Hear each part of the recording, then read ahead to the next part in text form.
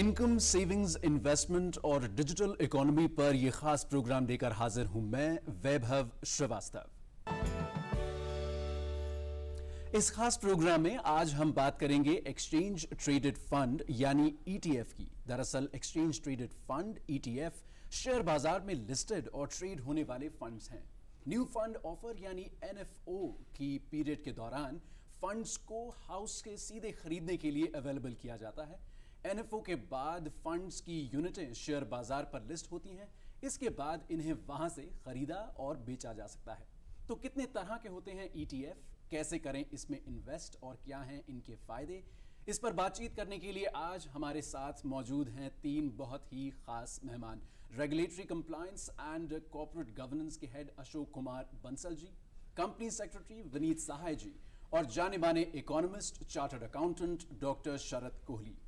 आप तीनों का हमारे इस खास प्रोग्राम में बहुत बहुत स्वागत।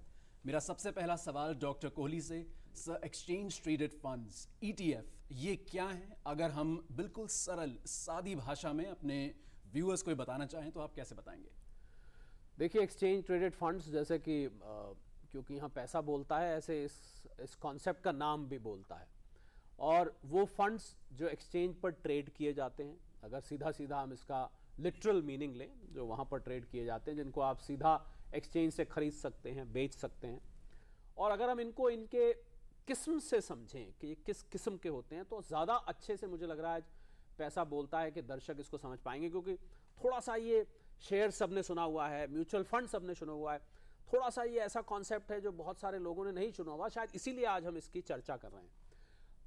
कुछ सेक्टर्स होते हैं, कुछ कमोडिटीज़ होती हैं, कुछ इंडेक्सेस होती हैं, इन सब के ऊपर एक्सचेंज ट्रेडेड फंड्स बनाए जाते हैं। सबसे आजकल जो मशहूर चल रहा है, हालांकि बहुत सारे फंड्स हैं जिनको एएमसीज और कुछ फंड्स मिला के चलाते हैं, पर जो ज़्यादातर मुझे कुछ लोग मिले, उन्होंने ईटीएफ का जब जिक्र आया, उन्होंने कहा साहब हमें गोल्ड ईटीएफ बहुत अपनी तरफ खींचता है, जो जिसमें सोने की खरीद बेच होती है, उससे रिलेटेड फंड बना होता है। कुल मिला के हम देखें, जी हाँ, एक ऐसा फंड जिसको आप एक्सचेंज से सीधा खरीद सकते हैं, बेच सकते हैं, कभी भी कितना भी ले सकते हैं, कभी भी कितना भी बेच सकते हैं, दिन में कई बार खरीद सकते हैं, दिन में कई बार बेच सकते हैं। अमूमन हमने देखा म्यूचुअल फंड्स के साथ ऐसा नहीं होता है। उसमें जब म्यूचुअल फंड का एनएफओ निकलता है, उस समय आप उसको सब्सक्राइब करते हैं, आप अप्लाई करते हैं, आपने इतना निवेश करना है। इसमें लिक्विडिटी भी ज़्यादा रहती है। म्यूचुअल फंड्स में हमने देखा कि आप करते हैं तो 6 महीने, साल के लिए। अगर क्लोज एंडेड है, ओपन एंडेड है तो अलग बात है, पर क्लोज एंडेड है उसमें भी आपको 2-3 दिन लगते हैं लिक्विडेट करने पर। एक्सचेंज ट्रेडेड फंड, इसको हम सीधा सीधा जैसे एक शेयर को ट्रेड करा जाता है, आप शेयर को बेचते हैं। अब तो जो नई प्रणाली आने जा रही है, उसमें एक दिन में ही पैसा आपके यहाँ क्रेडिट हो जाएगा अकाउंट में। तो उसी प्रकार से इस फंड के भी आप जितने भी यूनिट्स लेंगे, वो यूनिट्स आप तुरंत आपके अकाउंट में आ जाएंगे। पर एक बात जो मैं यहाँ पर जोड़ना चाहूँगा, हालांकि आगे हम उसका जिक्र करेंगे, उसका जिक्र आएगा, कि क्योंकि इसकी लिक्विडिटी बहुत ज़्यादा है, मतलब आप कभी भी खरीद लें, कभी भी बेच दें, कितने भी खरीद लें, कितने भी बेच लें। पर मुझे लग रहा है इस चीज़ का इस्तेमाल बहुत जल्दी खरीदने बेचने में, इस सुविधा का इस्तेमाल करना नहीं चाहिए। क्योंकि जब तक आप किसी एक्सचेंज ट्रेडेड फंड को लंबे काल के लिए, लंबे पीरियड के लिए नहीं लगे, लंबे अंतराल में नहीं रखेंगे, तब तक आपको उसके उतने फायदे दिखाई नहीं देंगे। अब मैंने जैसे गोल्ड का एग्जाम्पल लिया, तो गोल्ड के एग्जाम्पल में अभी मैं थोड़ी देर पहले देख रहा था, उसमें मान लीजिए 44 रुपये 30 पैसे, 44 रुपये 80 पैसे, ऐसे कुछ आपको प्राइस बदलती हुई दिखाई देगी। तो अगर आप उसको मान लीजिए 44 रुपये 30 पैसे पे लिया, 44 रुपये 80 पैसे पे बेच दिया, फिर थोड़ी देर बाद 44, तो उसकी जो ट्रांजैक्शन फी है वो मिला के आपको बहुत ज़्यादा नफा नहीं होने वाला है। तो मुझे लग रहा है कि एक्सचेंज ट्रेडेड फंड्स को लिक्विडिटी होने के बावजूद भी एक लंबे अंतराल के लिए रखने का हम लोग एडवाइस करते हैं कि इसको बहुत जल्दी जल्दी खरीद बेच नहीं करना चाहिए। सहूलियत है आपको आसानी से लेने की, सहूलियत है आपको आसानी से बेचने की, पर सहूलियत का यह मतलब नहीं कि आप उसमें ट्रेडिंग शुरू कर दें। करते हैं बहुत सारे लोग, मैंने देखा है बहुत सारे लोग छोटे छोटे मार्जिन पे उसमें ट्रेडिंग करते हैं, पर जो छोटा निवेशक है, जो आम निवेशक है, उसके लिए मुझे लग रहा है ये सही नहीं है। क्योंकि उसमें ना कुछ बहुत फायदा हो पाता, बल्कि कई दफे नुकसान भी हो जाता है और उसकी कॉस्ट भी आ जाती है ट्रेड करने की।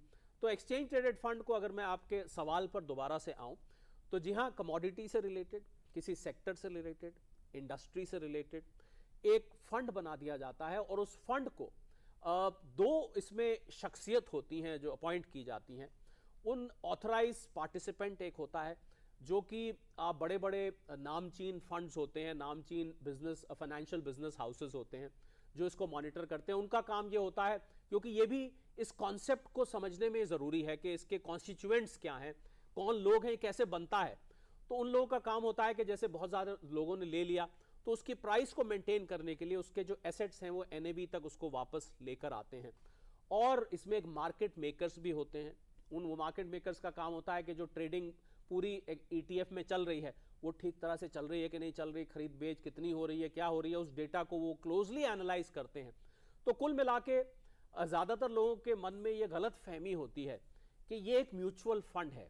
जी हाँ, कुछ लिहाज से है, ऐसा नहीं है कि म्यूचुअल फंड नहीं है, पर ये एक अलग किस्म का म्यूचुअल फंड है जिसमें कि एक्सचेंज में खरीद फरोख्त करी जा सकती है। बिल्कुल, बहुत ही अच्छी तरीके से, बहुत ही शानदार तरीके से डॉक्टर कोहली ने हमें समझाया कि ETF एक्सचेंज ट्रेडेड फंड्स आखिर हैं क्या, और साथ ही साथ एक बहुत अहम बात कि सहूलत तो है, लिक्विडिटी है हमारे पास, ये हमारे पास अपॉर्चुनिटी है कि हम इसको बहुत जल्द खरीद या बेच सकते हैं। लेकिन अगर हम इसको ज़्यादा लंबे समय के लिए, जो हमारा पीरियड ऑफ होल्डिंग है, अगर वो ज़्यादा होता है तो हमें नफ़ा ज़्यादा होता है और नुकसान कम। मैं आना चाहूँगा विनीत सर के पास। विनीत जी, किस तरीके से हम अपने एक आम इन्वेस्टर को, एक बहुत ही सादे सरल निवेशक को ये बात समझा सकते हैं कि ETF कैसे म्यूचुअल फंड या आम शेयर्स या डेरिवेटिव्स की जब तुलना की जाती है, जब कंपैरिजन किया जाता है तो उनसे अलग है, और साथ ही साथ कि ETF में अब जो एक नया इंटरेस्ट जग रहा है वो क्यों जग रहा है? सबसे पहला बात कि म्यूचुअल फंड और ETF और शेयर मार्केट, ये तीनों निवेशकों के लिए हमेशा इंटरेस्ट का विषय है। बट सबसे बड़ा चीज़ क्या है कि ETF दोनों का हाइब्रिड है। इक्विटी शेयर में ट्रेड करना सबके बस की बात नहीं है, सब कर नहीं सकते हैं, सबको नॉलेज नहीं होता, सब उतना टाइम भी नहीं लगा सकते। म्यूचुअल फंड वो लगाते हैं जो जिन्होंने पैसा लगा दिया एक पीरियड के लिए, जिन्होंने अपना फाइनेंशियल प्लान किया कि मुझे 3 साल 4 साल 5 साल के बाद मुझे इतना पैसा चाहिए, मुझे बच्चों के एजुकेशन के लिए चाहिए, मुझे घर के लिए चाहिए, वो बैंक के कम इंटरेस्ट को देख के वो म्यूचुअल फंड में इन्वेस्ट कर देते हैं। ETF दोनों का हाइब्रिड है। और डिफरेंस क्या है, जैसे शेयर मार्केट के लिए आपके पास डीमैट अकाउंट होना चाहिए, ETF के लिए भी बिना डीमैट अकाउंट के आप ETF आपका हो नहीं सकता, जबकि म्यूचुअल फंड के लिए ऐसा कोई ज़रूरी नहीं है।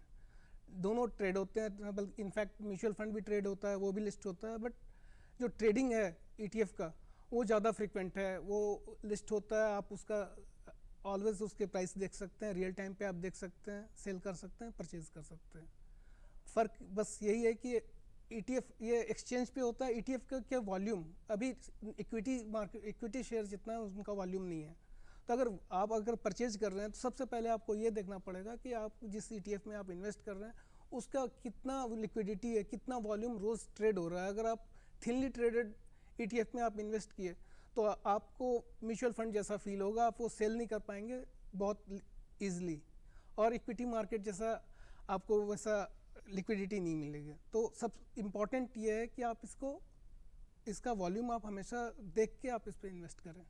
जी बिल्कुल, तो एक बहुत अहम बात सामने ये आई कि किस तरीके से जो एक्सचेंज ट्रेडेड फंड्स हैं वो हाइब्रिड हैं, मतलब एक तरीके का कॉम्बिनेशन है इक्विटी फंड्स के, म्यूचुअल फंड्स के और अलग अलग तरह के फंड्स के।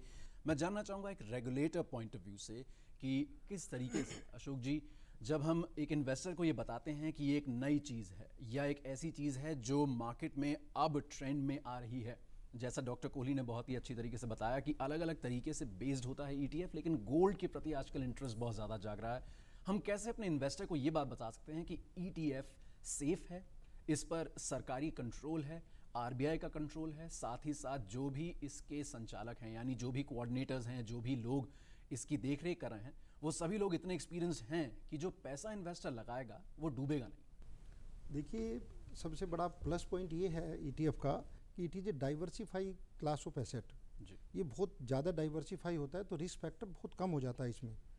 आप डायरेक्ट इन्वेस्टमेंट करते हैं, अगर स्टॉक मार्केट में कोई पर्टिकुलर शेयर खरीदते हैं तो उसमें रिस्क फैक्टर बहुत ज़्यादा बढ़ जाता है।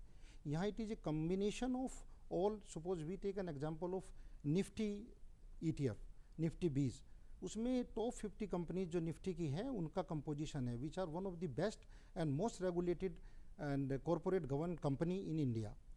प्लस स्टॉक एक्सचेंज की पूरी मॉनिटरिंग रहती है, SEBI is a authority over there which looks into all aspects of the stock exchanges. Plus सबसे बड़ा जो एक और पॉइंट है इसमें इन्वेस्टमेंट करने का और प्रचलन में जो ये आजकल आ रहा है, क्योंकि it is A cost effective basically method. इसमें क्या है कि आपकी 1/10 कॉस्ट हो जाती है। अगर आप नॉर्मल म्यूचुअल फंड में इन्वेस्ट करते हैं तो आपकी जो कॉस्टिंग है वो 1 से 1.5% पर एनम आती है। ETF में आपकी जो कॉस्ट है, अगर आप स्टॉक वाले और इंडेक्स वाले ETF लेते हैं तो इनमें आपकी कॉस्ट 0.01 से 0.03 के बीच में रहती है, which is almost 1/10 of the 100th of the cost which is in mutual fund. So these are very attractive, very. Plus दूसरा पॉइंट क्या है इनमें इन्वेस्टमेंट करने का, कि इनमें आप शॉर्ट सेल भी कर सकते हैं। सपोज मार्केट आज 2% गिरती है सुबह और आपको लग रहा है कि बाजार में बहुत तेज़ी आ सकती है, वो आप म्यूचुअल फंड में प्लस इंडेक्स फंड में आउटसाइड द मार्केट नहीं कर सकते। प्लस यहाँ पे सुबह मार्केट 2% डाउन खुली, शाम को 2% ऊपर भी हो सकती है, तो आप एक ही दिन में 4 से 5% का गेन ले सकते हैं, which is possible only through ETF। Plus आपका रिस्क पूरा डाइवर्सिफाइड है, आपका कोई रिस्क ज़्यादा नहीं है। इंडिविजुअल स्टॉक में तो रिस्क रहता है। सपोज आउट ऑफ 50 कंपनीज और सेंसेक्स की 30 कंपनीज, उनमें से 3 कंपनी अच्छा नहीं कर रही है, 5 कंपनी अच्छा नहीं कर रही, बट यहाँ पे आपने क्योंकि पूरा ETF लिया है तो आपको उससे भी डरने की ज़रूरत नहीं है और ये इन्वेस्टमेंट बहुत सेफ़ है। प्लस आने वाले टाइम में डे बाय डे इसकी और भी प्रचलन बढ़ेगा और ये और ज़्यादा ल्यूक्रेटिव होगी, इन्वेस्टर्स और ज़्यादा अवेयर होंगे, क्योंकि अभी अगर हम देखें तो टोटल कॉर्पस का तकरीबन 10% अभी हमारा ETF में है, जितना म्यूचुअल फंड का कॉर्पस है। मेरे को लगता है कि आने वाले टाइम में ये बहुत ज़्यादा बढ़ेगा और it is one of the best asset class where in investor can, और हमारे जितने दर्शक हैं वो इन्वेस्ट कर सकते हैं। एक और बड़ा पॉइंट मैं बताना चाहूँगा यहाँ पे कि इसमें जो इन्वेस्टमेंट का अमाउंट है वो बहुत छोटे से शुरू होता है। सपोज आप निफ्टी का ETF लेना चाहते हैं तो आप अगर 1 यूनिट लेना चाहते हैं तो 160 रुपये से आप उसमें इन्वेस्टमेंट शुरू कर सकते हैं। आप सेंसेक्स का लेने चाहते हैं तो 550 रुपये से आप इन्वेस्टमेंट शुरू कर सकते हैं। Plus it can go to crores of rupees, तो it is very to invest. Plus आपके डीमेट अकाउंट में आपकी यूनिट आ जाती है, it remains like shares in your demat account, आपका पूरा आपके कंट्रोल में रहता है, तो आप रिस्क फ्री हैं, आपको कोई डरने की ज़रूरत नहीं है। मैं एक चीज़ और कहना चाहूँगा कि equity investment always a risky asset class, so आपको उसका तो ध्यान रखना ही है, but otherwise it is one of the best instrument and investment instrument. जी बिल्कुल, हमने बहुत ही एक और ज़रूरी बात जानी कि किस तरीके से ये हाइब्रिड तो हैं ही, साथ ही साथ बिल्कुल सेफ़ हैं, और क्योंकि एक सिक्योरिटी फैक्टर इसमें जुड़ा हुआ है तो इन्वेस्टर्स को बिल्कुल भी ऐसा सोचने की ज़रूरत नहीं है कि ETF में पैसा लगाया मतलब पैसा गया, ऐसा बिल्कुल नहीं है। इसके प्रैक्टिकल एस्पेक्ट्स के बारे में अगर डॉक्टर कोहली आप कुछ हमें बता पाएँ हमारे इन्वेस्टर्स को खासकर, कि किस तरीके से ETF में पैसा वाकई लगाया जा सकता है और क्या तरीका है। जैसे अभी विनीत साहब ने बहुत ज़रूरी बात कही थी कि वॉल्यूम देखने के बाद हमें कौन से ETF में पैसा लगाना चाहिए, देखना चाहिए। आप क्या सोचते हैं एक आम इन्वेस्टर जो मान लीजिए जैसा अभी सर बता रहे थे अशोक जी कि 160 और 550 जैसी छोटी रकमों से भी पैसा लगाया जा सकता है, तो वो क्या उन फैक्टर्स को देखे, वो क्या ज़रूरी चीज़ें हैं जिनको देखने के बाद इन्वेस्टर इसमें पैसा लगाना शुरू करें? देखिए 2-3 बातें हैं जो मैं यहाँ जिक्र करना चाहूँगा। अशोक जी जो कर रहे थे उसमें मैं कुछ जोड़ना चाहूँगा। पहले तो वो ये कि इन्होंने इक्विटी ETFs की बात करी, इन्होंने निफ्टी की बात करी, इन्होंने सेंसेक्स की बात करी। बिल्कुल ठीक है, 160 रुपये 550 से शुरू हो जाता है लगाना, जो कि मैं समझता हूँ कि हर दर्शक इसमें शामिल हो सकता है। ये नहीं कि मुझे इसके लिए 50,000 रुपये चाहिए, लाख रुपए चाहिए, 5 लाख 10 लाख चाहिए, ऐसा कुछ नहीं है। पर जो लोग ज़्यादा रिस्क नहीं लेना चाहते, जिसका अभी जिक्र अशोक जी ने किया कि ध्यान से करें क्योंकि इक्विटी मार्केट बहुत वॉलेटाइल होती है, फ्लक्चुएट करती है, तो उसमें आज हमारे यहाँ 100 से ज़्यादा ETFs हैं पूरा कुल मिला के। 2021 का बता रहा हूँ तो 100 तो उस टाइम थे, आज मुझे 100 से ज़्यादा उम्मीद है कि होंगे, और मेरे जो सहयोगी पैनलिस्ट है वो इस बात को एग्री करेंगे। तो आपके पास बहुत चॉइस है, ऐसा नहीं कि आपने इक्विटी में लगाना। अगर आपकी रिस्क एपेटाइट कितना, आपके अंदर जोखिम लेने का कितनी हिम्मत है, अगर आप में हिम्मत कम है तो आप गोल्ड वगैरह में लगाइए जो थोड़ा स्टेबल है, मूव करता है, ऐसा नहीं है। पीछे गोल्ड ने भी काफ़ी क्रेजी बॉल की तरह ऊपर नीचे रुख दिखाया है, पर फिर भी इक्विटी के मुकाबले ज़्यादा स्टेबल दिखाई देता है। तो आप चूज कर सकते हैं कि अगर आप बहुत ज़्यादा रिस्क एपेटाइट नहीं रखते हैं तो आप कोई ऐसा ETF चूज करें जिसमें वॉलेटिलिटी, जो उतार चढ़ाव जिसको हम बोलते हैं, उथल पुथल बोलते हैं, वो कम देखी जाती है। जहाँ तक बात है कि इसके प्रैक्टिकल एस्पेक्ट्स क्या हैं, तो प्रैक्टिकल एस्पेक्ट तो इसके बहुत आसान है, क्योंकि आप जैसे आपने शेयर लेना है, क्योंकि आप शेयर मार्केट में आ रहे हैं। फ़र्क यह है कि आप शेयर की बजाय आप ETFs में ट्रेड करना चाहते हैं, आप अपने ब्रोकर के पास जाइए, आप डीमैट अकाउंट खुलवाइए, और डीमैट अकाउंट, आपका बैंक अकाउंट होना ही चाहिए। डीमैट अकाउंट खुलवाने के बाद आप जैसे आप ऑनलाइन भी कर सकते हैं ट्रेडिंग। आजकल तो बहुत सारे लोग अपने मोबाइल फ़ोन से, कोई इतने ऐप्स हैं उसको डाउनलोड करके, ब्रोकर का इंटरवेंशन नहीं होता है, एक डिजिटल प्रणाली के माध्यम से आप उसको ट्रांजैक्ट करते हैं, परचेज करते हैं, सेल करते हैं। अगर आप बहुत ज़्यादा टेक सैवी नहीं हैं, आप बहुत ज़्यादा अपने मोबाइल फ़ोन से आपको लगता है कहीं गलत बटन ना दब जाए, 100 की बजाय 1000 ना टाइप हो जाए और मुझे पता लगा कि 5000 की जगह 50,000 देने पड़ गए वगैरह वगैरह, अगर ऐसी दिक्कतें आती हैं तो आप सभी ब्रोकिंग हाउसेस ये सुविधा देते हैं कि आप फ़ोन करके भी अपना ऑर्डर प्लेस कर सकते हैं। आपके जो डीलिंग एजेंट्स होते हैं वो बैठे होते हैं फ़ोन पे, फ़ोन लाइन्स अवेलेबल हैं, आप उनको प्लेस करिए ऑर्डर। जैसे ही ऑर्डर एग्जीक्यूट होता है वो आपको कीमत भी बताएगा कि आपको ये, मान लीजिए गोल्ड की अभी हम जिक्र कर रहे थे या इन्होंने निफ्टी का जिक्र किया, 160 रुपये का नहीं साहब 161 का आया है या 159 का आया है, आपको एग्जैक्ट उसकी कीमत बता दी जाएगी और फौरन आपके डीमैट अकाउंट में उतने ही यूनिट्स जितने आपने लिए हैं वो आपके अकाउंट में आ जाएंगे और उसको आप जितने टाइम तक चाहें, जितने वक्त तक आप चाहें उसको अकाउंट में आप संभाल के रख सकते हैं। आप उसको निरंतर देखते रहिए। अपने मोबाइल पर एक ऐप डाउनलोड कर लीजिए, उसमें आप मेन्यू में अपने जो ETF आपने लिया है उसको आप सेलेक्ट कर लीजिए।